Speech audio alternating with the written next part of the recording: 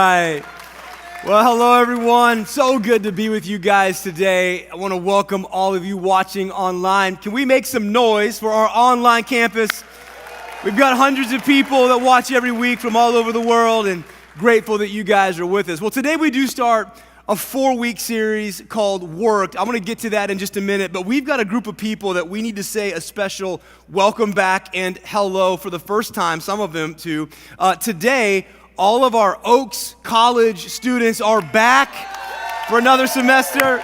Oaks College, would you guys stand to your feet? And the families that you brought with you, go ahead and stand up. Come on, make some noise, Oaks Church. It's our family. Listen, we're so glad you guys are here. Welcome to all the first-year students. We've got this year 16 very new, brand new first-year freshmen with us, 22 in the program, first and second year, and then 11 ministry associates back for their third and fourth year.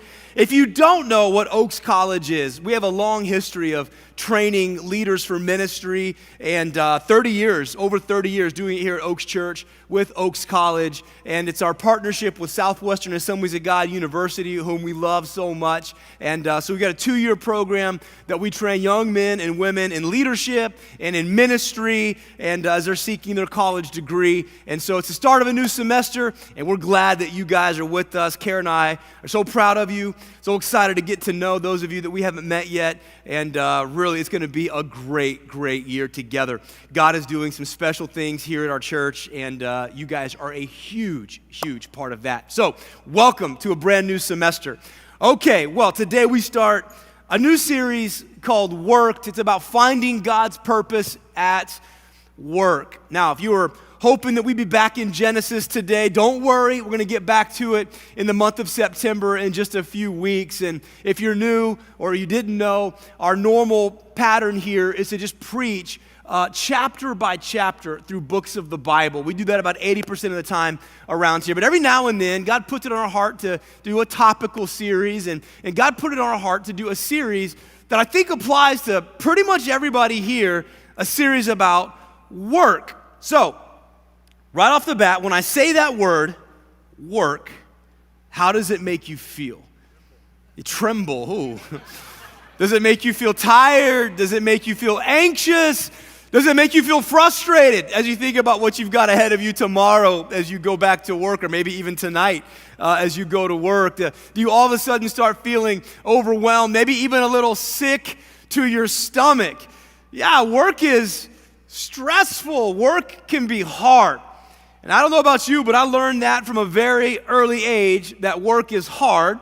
I entered the workforce at 13 years old. Anybody enter the workforce pretty early on, like as soon as you could, got to start making some money? And I was 13 years old, and I got a job at the Missouri State Fair. I wasn't a carny, but close. I was a corn dog engineer. Made corn dogs.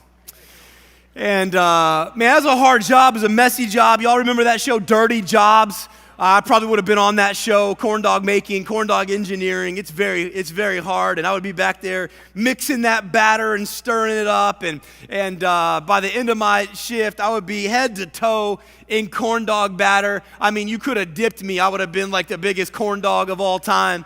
It was a messy job. It was a hard job. And maybe the hardest job, though, I had was in college. I loaded 18-wheelers for UPS. Yeah, thank you. How many of you know when that package shows up on your door, from the moment you ordered it to the moment it showed up on your door, man, there's a lot of hardworking people in the middle of all that. And I was one of those people. I loaded 18-wheelers of packages. I'd be in there, and I just start like Tetris, man. You're just loading those trucks. And the worst part of the year was deer season, because everybody's ordering their tree stands, their deer stands, and man, those things are big and they're heavy, and I would just like load 18-wheeler after 18-wheeler full of deer stands. I'd go home exhausted. The second worst time was Christmas, because there would be these nuns that lived in Branson, Missouri, like the Little Sisters of the Poor. I don't know. They made fruit cakes by the hundreds of thousands. And they shipped them all UPS all over the world. And so I would be in that truck loading these little boxes of fruitcakes. Like it seemed like 1 million per truck and one after another. It was a hard job. I didn't like that job very much. Why don't you turn to the person next to you, tell them the worst job you've ever had, hardest job you've ever had. Go ahead right now. Turn to the person next to you. Work is hard. Work is hard. Yeah, man, work is hard. I've had all kinds of jobs over the years. I've worked construction. I've worked in food service. I worked at Burger King as a teenager. And, man, they lost a lot of inventory on me. You know, it's like 1 for you, 2 for me. And so I've had all kinds of jobs. I've learned over the years, work is stressful. Work is hard. And I wonder why it is the place we spend so much of our time is so stressful to so many of us. In fact, research shows that the time of week that heart attacks occur the most is Monday morning. Monday morning is the time when most people have their heart attacks. I don't know that it's a coincidence. Work is stressful. Work is hard. Why is it that way? Why is the place we spend so much time so stressful for us? I think a big reason is that for many people, they've not been able to find real purpose in their work. I think for many people, they've not been able to find God's purpose in the work that they do. For a lot of us, work is a way to make ends meet. You know, it's just like a necessary evil. We've got to work to pay the bills, to put food on the table. It's way more of a burden than it is a blessing. And even those of us that are followers of Jesus, for many of us, we have not yet figured out how to connect our faith to our work. There's what happens here at church on Sunday and on Wednesday, and then there's the rest of our normal life. And we've not been able to bridge that gap. We've not been able to connect our faith to work. And so we've got this big disconnect. And for a lot of us, work isn't satisfying. It's not fulfilling. It's stressful and it's hard, not so much because of what we do, but because of the lack of God's purpose that we see in it. Here's what I want you to know at the very beginning of this series. Your work matters to God. What you do, your work, it matters to God. God knew we would spend so much of our lives at work. Did you know the average person is going to live 630,000 hours on this earth? That's how many hours you get if you kind of live to the normal life expectancy. 630,000 hours. You are going to spend over 100,000 hours on the clock at work. That's a lot of your life you're going to spend at work. And maybe that's why the Bible talks about work over 800 times. That's a lot. It's more than so many other subjects. It's one of the most talked about concepts in the Bible in some form or fashion or another. 800 times the Bible talks about work. It's as if God wants us to know that to make the most of our lives, we've got to make the most of our work. We've got to find God's purpose at work. Now, some of the most spiritual among us might say, well, Pastor Chris, I know my purpose at work. I'm going to earn a living so I can give more money to the church. Now, I would say that's part of your purpose at work. There is certainly a blessing that comes when you give of what you have to the Lord. But I want to tell you that your value and what God created you for is so much more than just giving money to the church. I want you to know that you were made for more at work. This has kind of been our theme for the year, going back to Vision Sunday, that we would be a church of people who carry ourselves, who live in such a way where we know we were made for more. That God is always doing something new in our life, that God always has more in store for us, that more than what we see, more than what we know, more than what we've experienced in the past, God has made us for more. And I want you to know that God has made you for more at work than you've ever known or you've ever experienced. We were made for more than just to survive work. We were made to thrive at work. Not in the future, but right now, today. Not when we get our dream job out there someday, but wherever God has placed you, whatever He has put your hands to do right now, God has made you for more. He's got a purpose in your work. More than just giving money to the church so they can do the work of the ministry. God has made you to be the church and to do the work of the ministry wherever you are and whatever you do for a living. God's made you for more. He's got purpose in your work. Your work is valuable to God, and it's valuable to others. So in this series, we have a few goals that we want to accomplish over the next few weeks, a few concepts that we want to make sure that we really embrace and that we really get. And so I want to give those to you right up front. One of the things that we want to do in this series is tear down the wall between sacred work and secular work. Some of us think that there's those people who work at the church and they do sacred work, they do the ministry, and then there's everybody else. They work in the marketplace, they do secular work. That's not biblical. That's not from God. You won't really find that in the Bible. All work is sacred work when it's done as unto the Lord. There's the priesthood of all believers. And so we are all called by God to do good work. We'll talk about that in a minute. We got to tear down the wall between sacred work and secular work. Second thing we want to do is connect our faith to our work. Again, a lot of times we think I go to church a couple times a week and that's my time to get my spiritual side on, and then I do the rest of the stuff that I do. It's just my normal life, and we don't know how to connect our faith to the other parts of our life. And so it's compartmentalized. It's segmented out. We have different buckets that we place things in our lives, and that's just not how God called us to live. And especially with a place that we spend so much of our time, God called us to connect our faith to our work. Finally, I want to help you find God's purpose at work in your life and God's purpose at your work, the place that you go. You know your work is more than a job. It's a calling.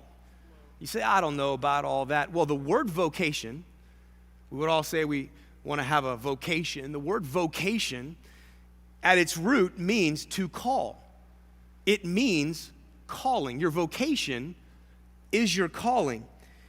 And it's the special activities that God created you to do. It involves way more than what you do to get paid. It involves your family, your friends, your neighbors, your coworkers. It's the reason that you exist. It's your divine work. Here's how I know that. Well, Paul says in Ephesians chapter 2, verse 10, which is kind of going to be our main passage. We'll come back to it each week of the series. Ephesians 2:10 says this: we are God's handiwork. Another translation says we are God's workmanship, created in Christ Jesus to do good works, which God prepared in advance for us to do. We were made to do good works. Now, he's not talking there about what we do for a living and what we do to get paid and where we go to punch a time card and all of that. That's not what he has in mind when he says you were created to do good works. What Paul has in mind is the totality of our lives. It is the fruit of our whole life that is to be lived in such a way that we reveal the glory of God in everything we do. We do good works on behalf of God everywhere we go. At church, of course. At home, you better believe it. With our friends when we're just hanging out, yes. And especially at work around a whole lot of people that God has placed around us to make a difference in their lives, we reflect the glory of God in the works we do at work. More than our 9 to 5, more than what we get paid for. It's the fruit in the totality of our lives. And it says we're created by God, made for a purpose, in the image of God, to reveal the glory of God in all our works. What I want you to know is that God designed us to do good works at work. And he designed us from the beginning to work.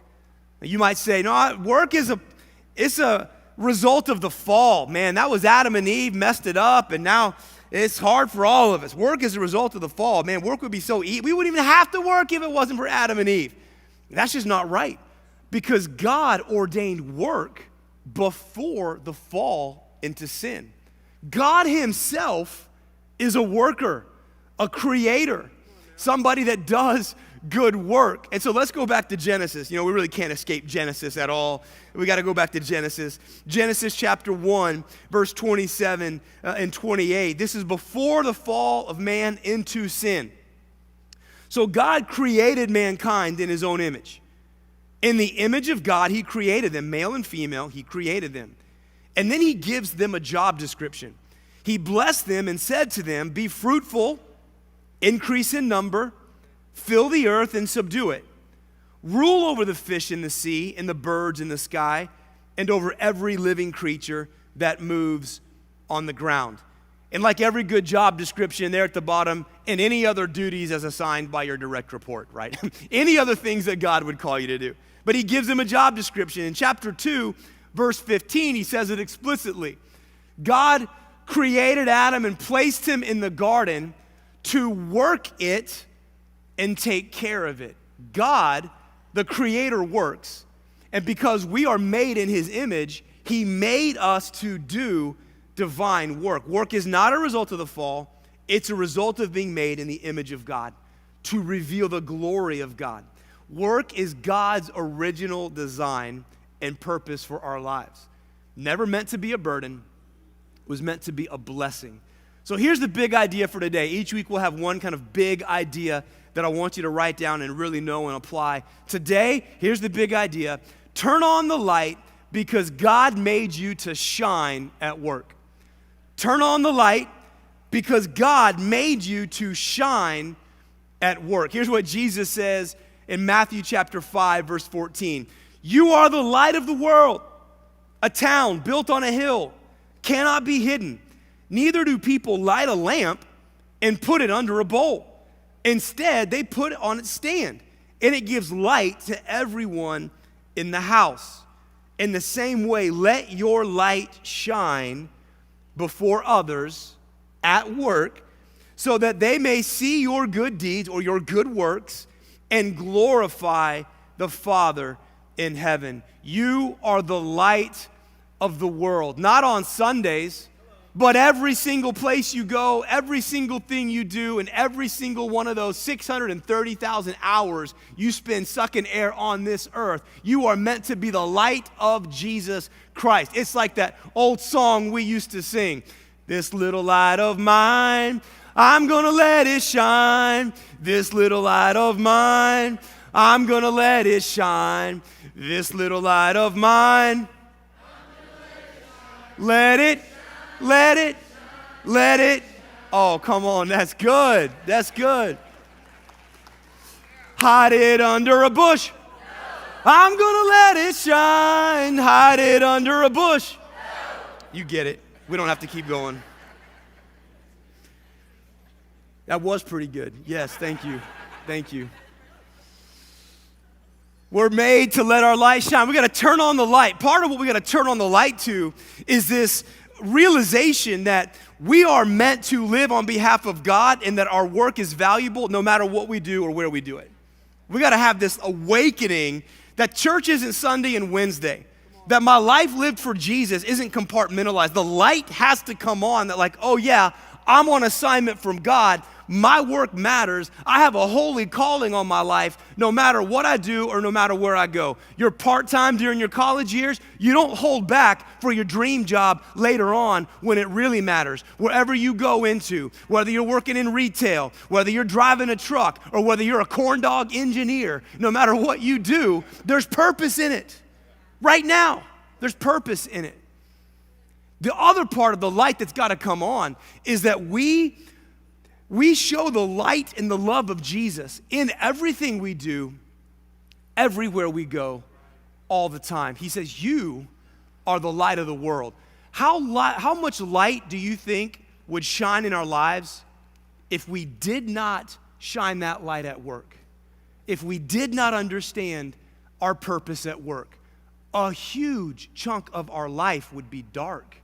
No purpose, more stress, more anxiety. I'm convinced that when we find the purpose of God in our work right now, whatever it is you do, stress will go down, anxiety will go down, your frustration with your boss won't be the same, you won't be as focused on how much you make or don't make, because you have a holy divine calling wherever you go to be the light of the world.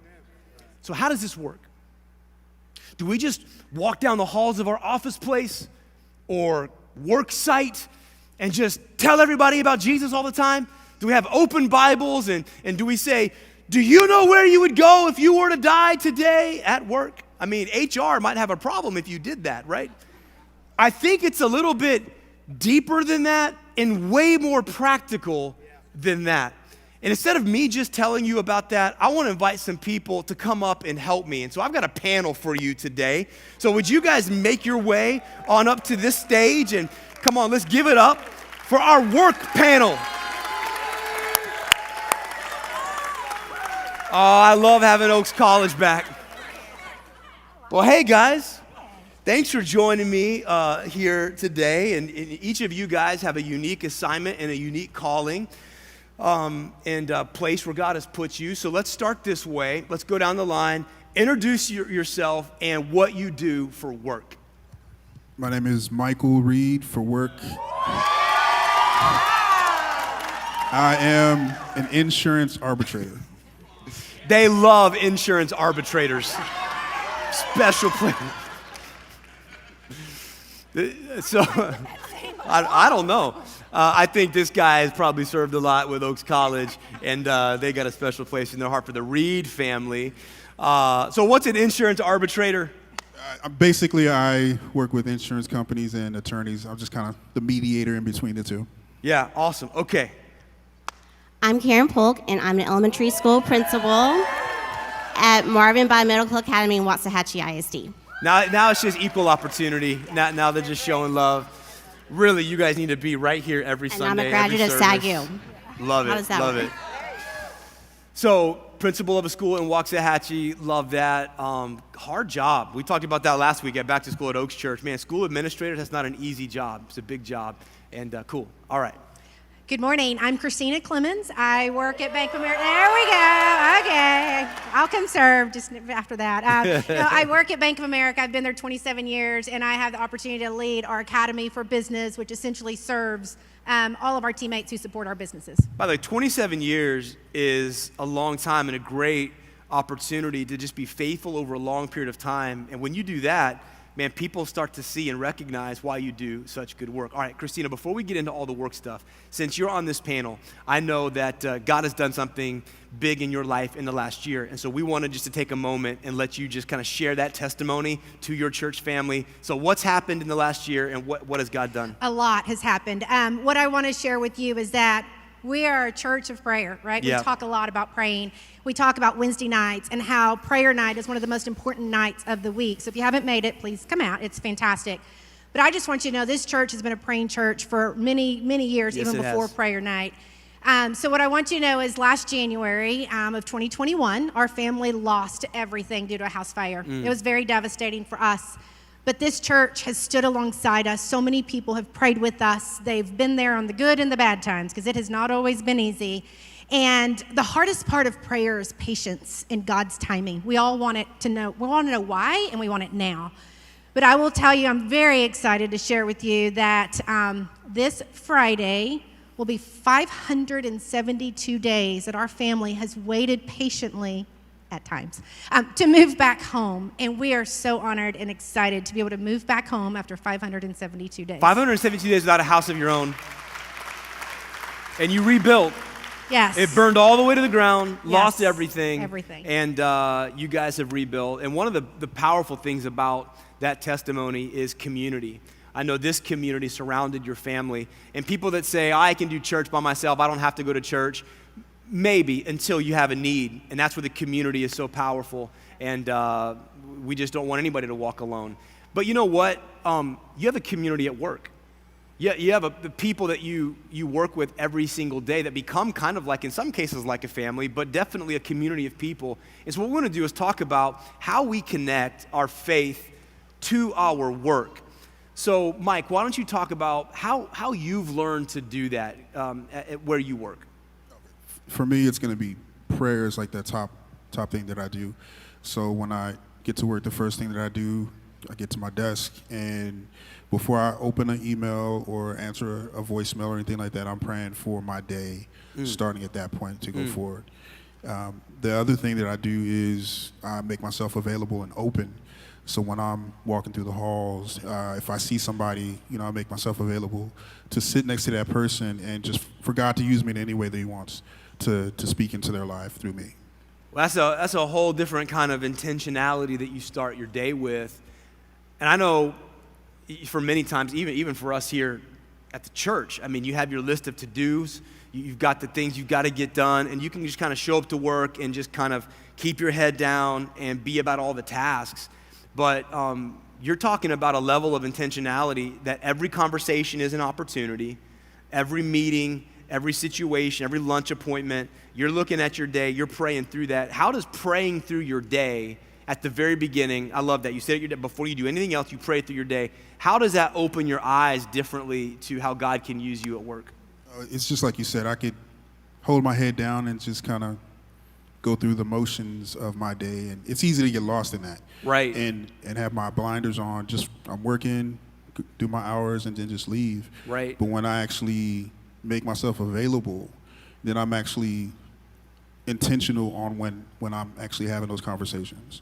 And Love when that. I'm going through those meetings, I'm looking at it differently because I'm going to be going into it, okay, it's the meeting, yes, but then there's an appointment for me to speak to someone here when I'm going through it. Awesome. Love that. All right, Karen, what about you? As a principal of a school, how do you connect your faith at work? Yeah, so my job, my purpose is to serve my students, my staff, my families, and throughout every day. And so it's really about being intentional about the fruits of the Spirit, joy, peace, love, being evident in my words, in my actions, and my reactions to situations, no matter what they are. And also, we can do our job well, and many of us do that. We do our jobs well. But what I've realized is when I humble myself before the Lord and know that if I depend on him, I can do my job with excellence. Wow, that's so good. And I love that mentality of I'm here to serve. What if that was all of our approaches to the work that we did, no matter what we did? That we weren't there to be served, we were there to serve other people.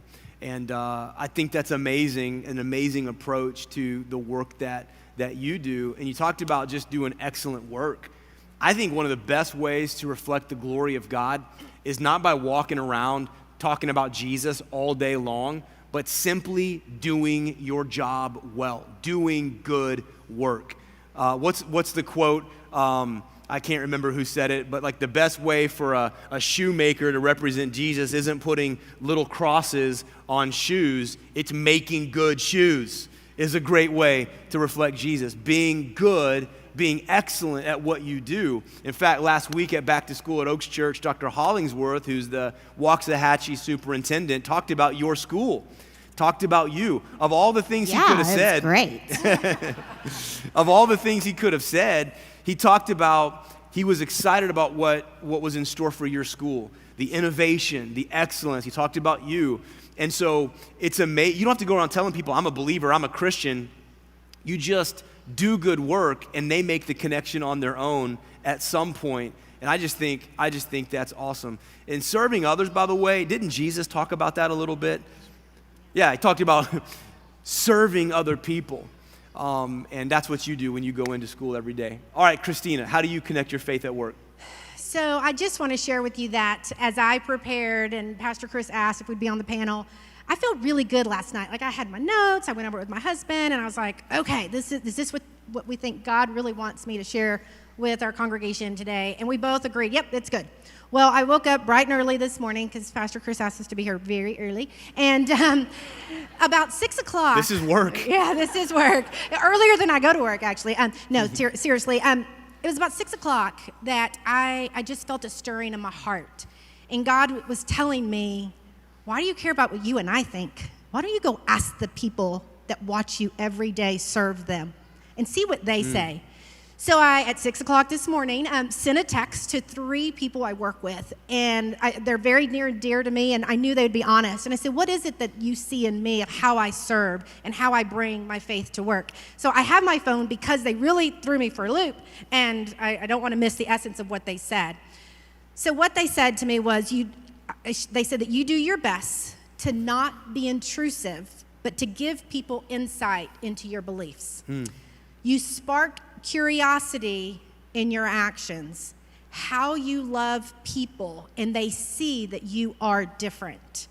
So I share with them in many different settings that I pray for my team, I pray for them, how grateful I am that I've been given this opportunity. I pray about this opportunity to serve them and love on them every day. And one of the things that I do that I want to give all of you as a takeaway, as an action item, because I cannot talk about work and not give you something to do. How many of you love John Maxwell? Yeah. Raise your hand. Okay, he was just here not too long ago. How many of you are aware of Minute with Maxwell?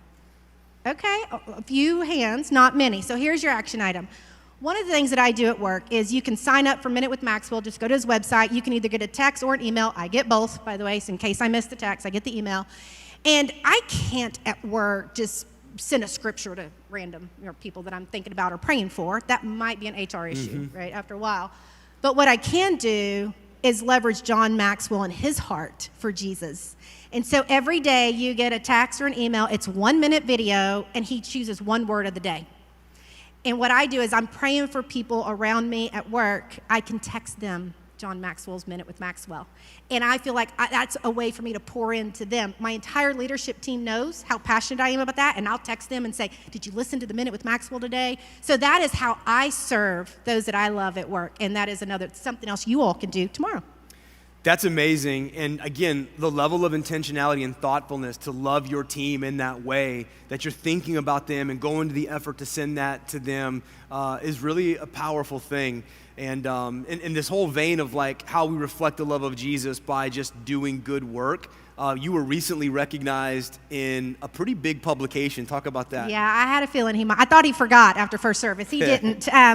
So last Sunday, I never imagined in a million years that this would happen in my lifetime, but last Sunday, there's this magazine, I think maybe you've heard of it, it's called Forbes. Has anybody heard of Forbes? My son, who's almost 13, says nobody reads magazines anymore, Mom. I don't know why you're talking about it. But they do. But last Sunday, I was honored to be in the Forbes magazine, representing not only the company that I work for, but each and every one of you. That's amazing. That's amazing. Yeah. And when those things come, I just think Christians ought to be the best in our industries at what we do. Because we don't work for man or for money, we work as unto the Lord. And so he is our motivation. He is our ambition to do good work for the Lord. And these kinds of things come, it brings glory to the Lord. God is pleased. Your work is valuable. Imagine if like this was happening in her life and we never connected it to who we are as the family of God or the value that we have as followers of Christ. Your work makes a difference. Your work matters to so many people. You're making a difference right where you are.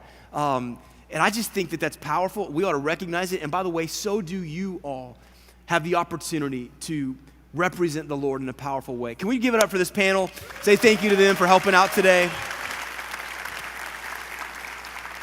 Every week in this series, we'll have a chance to hear from people and just kind of learn how they're doing it in what they do. And I want to just reiterate that point, that we have to turn on the light in every part of our lives. God has called us to shine at work. Again, not in the future when we get that dream job. Don't hold back on your purpose. God has purpose for you right now in whatever you do, wherever you are, as you wake up every day and you go to work to reveal the glory and the love of God. And a big way we shine at work is by simply doing good work. And we can all do that.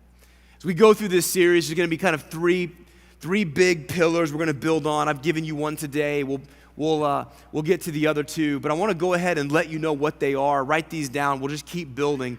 The number one thing is we learn how to find God's purpose at work that we talked about just today is turn on the light. You were meant to shine at work. Wherever you go, whatever you do, you bring the light of Jesus Christ into that place in how you treat people, how you talk to people, how intentional you are in everything you do, you can shine at work. The second thing, we'll talk more about this next week, is tear down the wall between sacred and secular. I just hope that everybody gets that in this series, that there's not the church work and then the work everybody else does. All work is sacred.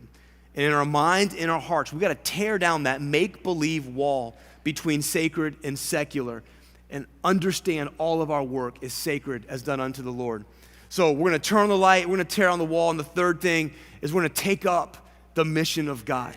We are meant to be ministers of reconciliation wherever we go, ambassadors of the gospel. Jesus said, my purpose in coming to this world was to seek and save the lost. We've got to do the work of the ministry wherever we go. You're the priesthood of believers.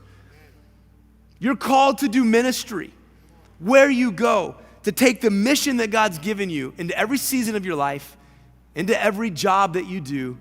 And again, whether you're a school teacher, a truck driver, a contractor, a salesperson, an interior designer, a stay-at-home mom, a doctor, whatever it is you do, now and in the future, you're a part of the mission of God to seek and save the lost and to make disciples, to see souls saved, lives changed forever. We got to take these 100,000 hours that we're given and redeem them for the glory of God. Amen? Would you stand to your feet? I want to pray this over you as you go today, that this week the light will come on. This week you'll shine for the glory of God when you go into your workplace. So Father in heaven, we thank you for your word. We thank you for the calling that you've given us, each and every one of us, young and old, the purpose that we have to be the light of the world everywhere we go. And God, I pray that you would, if you haven't yet in their hearts and in their lives, every person in this room would receive that calling from you, that anointing to take your love and your light into the world around them.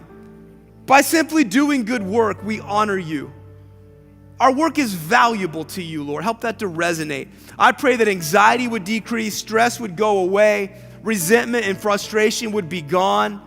I pray that there would not be interpersonal tensions at work, but that we would bring unity. We would bring help and hope and healing to the places that we move and live and breathe and the places that we work. May we truly be ministers of reconciliation, ambassadors of the gospel of Jesus Christ. May we do good work for your glory. So may your light shine bright this week in our lives, Lord, I pray, in the name of Jesus. Hello, everyone. Thank you so much for joining Oaks Church on our YouTube channel.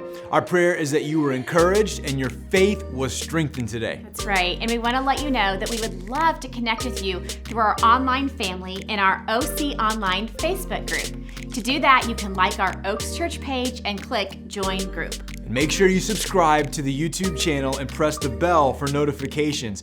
You'll have access to life-giving sermons and worship that will be a blessing to you and your family. Yeah, we'd love to have you join us live for our Sunday and Wednesday services. We hope you have a great day today. Thank you for watching, and God bless.